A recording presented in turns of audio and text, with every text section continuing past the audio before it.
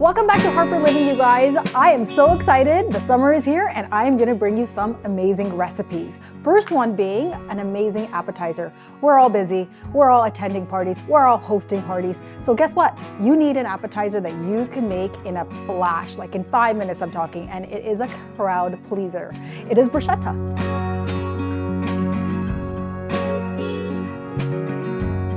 And if you really wanna be fancy, you can just pour a little bit on top.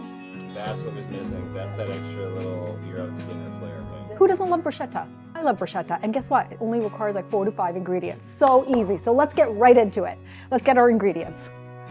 We got olive oil, we need balsamic, we need garlic, we need bread, then we need some parm, which is in the fridge. Well, we need some basil, even though I have so much fresh basil outside as well in my garden.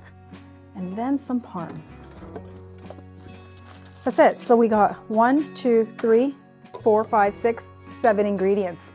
Boom. Quick recap of what of the ingredients that we're gonna be using. So we need some fresh cherry tomatoes, some Parmesan, fresh basil, garlic clove, which we have right here, balsamic vinegar, and olive oil. And then you'll also need a good baguette, like a fresh one. So what we're gonna do is we're gonna cut our cherry tomatoes in cubes, like 4s. Like you want them really fine.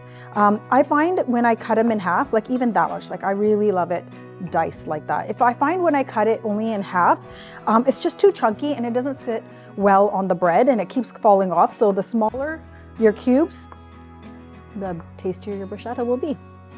I think the small pieces really help with the overall mouth feel. Is that what you said? Great mouth. Oh, okay. So Cole, what's new in your life right now? What are you up to? Just shooting a lot. Wedding season is upon us. Yeah. Busy. We've got some cool projects in the works, you and I. Yep, And we do. then, comedy shows on the road, filming some stuff. Oh, amazing. Fall and then recently, and then again, I got like 10 shows this fall. That's amazing. Yeah. I'm just busy living life, my friend. I have never been a socialite because I've always been so busy with bridal season, and normally what I do is I just kind of take off, I don't take any time off, I just fill my calendar with bridal season. This year, I still have lots of brides, but I decided I'm gonna torture myself by having a social life too, and working, so. I see it on social yeah. media, you're out all the time, but I am. It seems like you're building good friendships and networking, and you're just like, you're after it. I'm loving life now, Cole. It's pretty awesome. Heck yeah, that's Yeah. the thing. And Loving this- life or faking it either way. Yeah. Pity shower parties with Adele, they're always good, you know. The studio's doing great.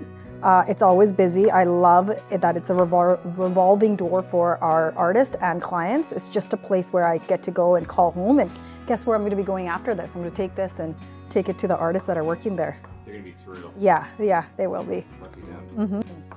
So I don't really know how much we're gonna be. It depends on how many guests you have coming over. I'm gonna do the whole thing because I am gonna take it to the studio afterwards. So, you know, just get it finely chopped. Bruschetta is a nice thing too, because the next day or two after it's in your fridge as leftovers, it's still a great little cook. Yeah, and you know what? I actually like making this the night before because once you put the balsamic vinegar in and it really soaks into the tomatoes, it tastes even better the next day. I love jacking all of my recipes from my best friend Tasha. This is her recipe, and every time she makes it, it's a crowd pleaser. And so, Tasha, sorry, I stole another recipe of yours. That's what friends are for. Borrowing each other's recipes. Okay, so that should be good enough. And all the juices of the tomatoes too, get it all in there. Beautiful. So now we're gonna go ahead and take some basil, a handful. Let's get these big leaves. You always say too, hey, like take it from the top Yeah. and leave the stem to the bottom. Yeah, because then it keeps growing. Absolutely. Okay, I'm just gonna go and give this a quick rinse. I'll be right back.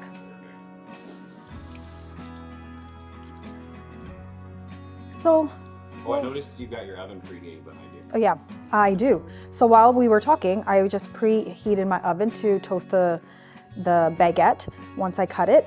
You could even broil it, or I have it preheating to 350, and I'm just gonna leave it in there till it gets nice and toasted. Maybe what we should be doing is cutting the bread and letting that toast. Could do. Why don't we do that? Why don't you finish up your, Okay, your okay. basil there and then chop the next step. Okay. Good plan. So chop it up as fine as you possibly can. The finer, the better. I love basil. If I could stick basil in everything, I would. Okay, good enough.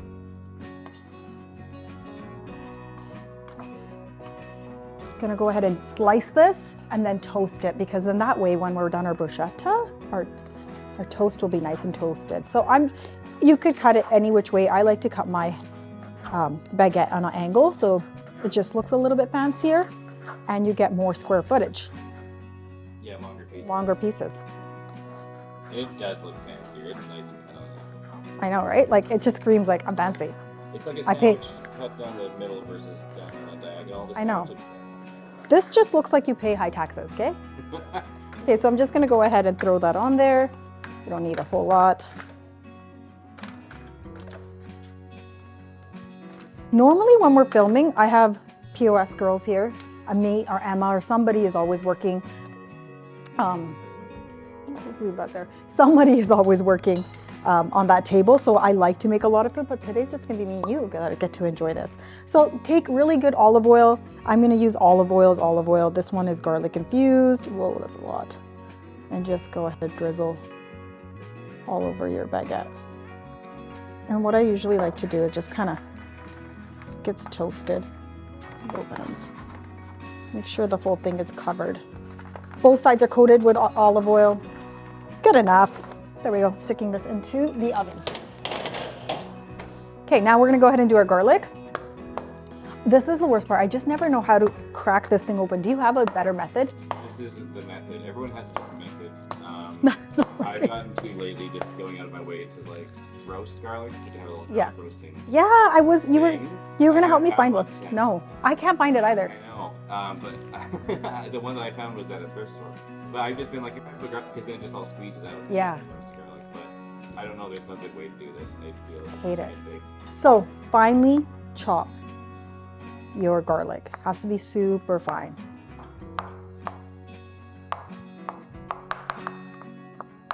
Super, almost good, fellas. Almost good, fellas, fine. Were they chopping it with like a That's right. And then it like melts into the sauce. Yeah. I don't know how to do that. I just do this. But this works.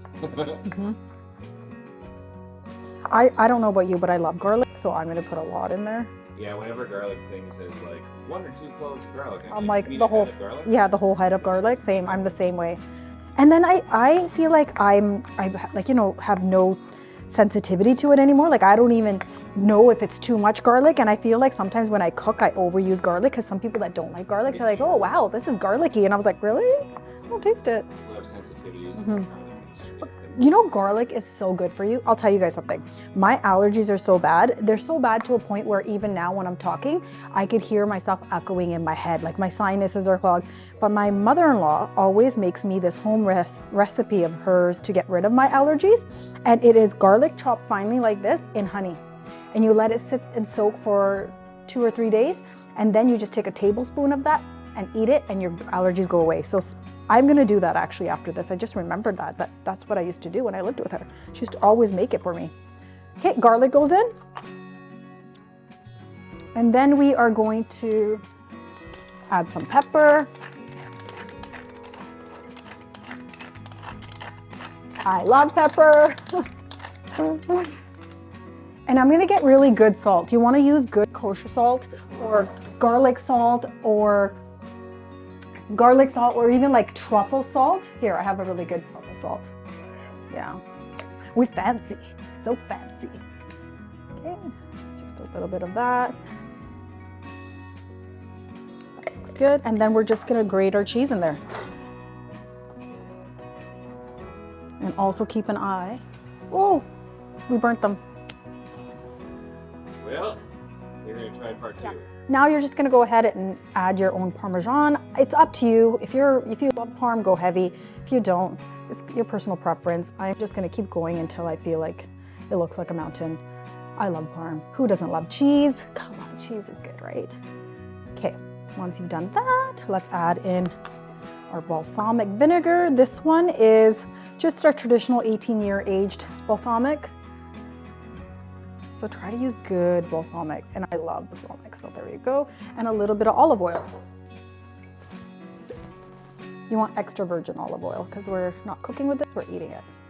A good olive oil when you're not really cooking with it is crucial. The flavor really makes it. Oh, 100%. So Cooking with it, it can be kind of anything. Anything. I just use regular olive oil when I'm cooking with it because the heat. Okay.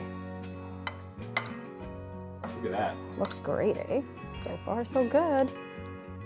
Okay. I think it needs a little bit more parm. Always. Always. When in doubt, add more cheese. All the parms out there are like, yeah, more parm. We're number one.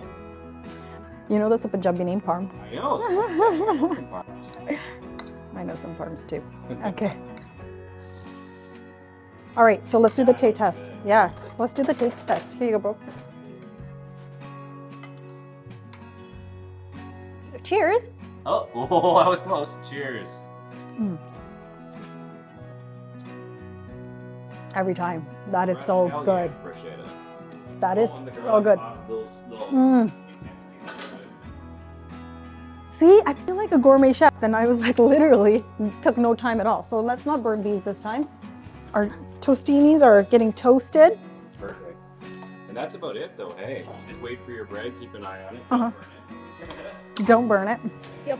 It doesn't need much, eh? No, this is great. So we are good here. What I'm gonna do now is if you wanna be a little bit more fancy, you can take your garlic and just rub the garlic on top of your crostinis or your bread when it's nice and toasted. Just a little bit of garlic oil right in Yeah. the bread, eh? Totally. So let's plate these up. And if we had not burnt our bread, we would have had a lot more. But with the power of television, We do. we're doing it. Let's just do this. Make it really cute. Good. Oh. The toss up. Toss up. Now we're just gonna top our crostini. And I like to really kind of get that balsamic vinegar onto the bread too. It kind of softens it up. And man, oh man, this is so good. I promise you, your friends and family would love this. And if you don't want to serve them on the crostini, because you know your guests are coming a little bit later, you could even just leave this out with the toasted crostinis and then people could assemble it themselves. It's completely up to you. It just depends on what kind of bougie friends you have. Me in my household, I just leave it there because people like munch on these all day long throughout the night. And sometimes if you plate them like this, it can get a little soggy. But it looks so good. It looks so good though.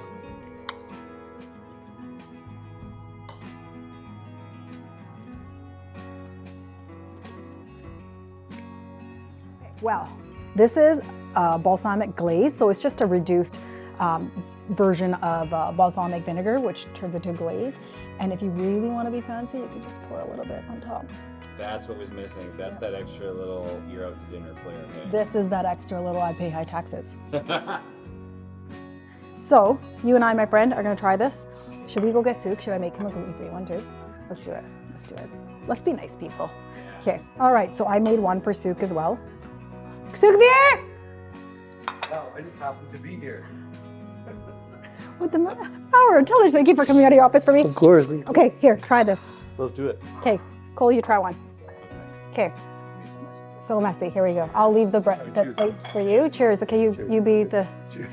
We jacked Tasha's recipe. Oh yeah. That's the good stuff. What do you think, Cole? Really nice. Nice, eh?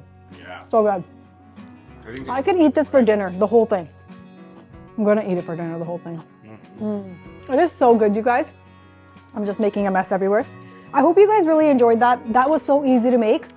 And come tune in to Harper Living for our next recipe, which is going to be an amazing spring salad that you could easily whip up if you have a garden like me. I'm a gardener now. Or you could go to the grocery store and grab this stuff. Simple ingredients, really easy recipes is what you're gonna find on Harper Living, and you're gonna get a lot more of them. Cheers.